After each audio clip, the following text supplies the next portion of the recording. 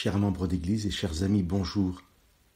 Nous pouvons lire dans l'Évangile de Jean, chapitre 16 au verset 33, cette parole de Jésus. Je vous ai parlé pour que vous ayez la paix en moi. Dans le monde, vous connaissez la détresse, mais courage, moi j'ai vaincu le monde. Nous sommes peu de temps avant la croix où Jésus mourra. Ce sont ces dernières paroles en forme de testament spirituel, à la fois la fin de ce discours qui court sur 3 chapitres, mais aussi la conclusion de son enseignement qui a duré plus de 3 ans. Vous connaissez la détresse, mais courage, moi j'ai vaincu le monde. Une détresse au présent et l'annonce d'une victoire au passé. Au passé parce que cette victoire est définitive, la guerre a été gagnée définitivement par le Christ.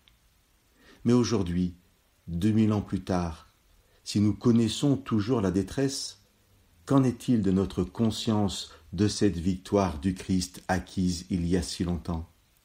Aujourd'hui, n'est-il pas plus simple de ne voir que nos combats bien actuels, plus qu'une victoire de Jésus qu'il nous semble parfois ne plus savoir connaître que par ce qui est écrit dans un évangile, sans rien de bien concret aujourd'hui ?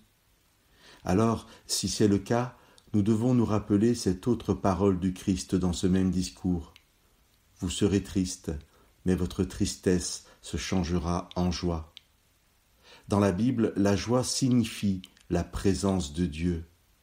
Bien sûr, cette joie ne sera complète que lorsque le Christ reviendra nous chercher. Mais cette joie, nous pouvons l'avoir dès aujourd'hui, parce que Jésus nous a promis d'être chaque jour avec nous par son Esprit.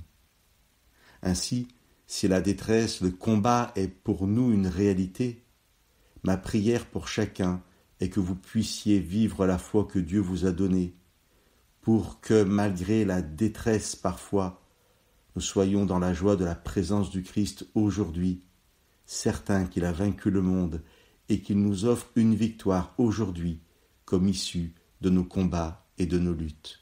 Que Dieu vous bénisse.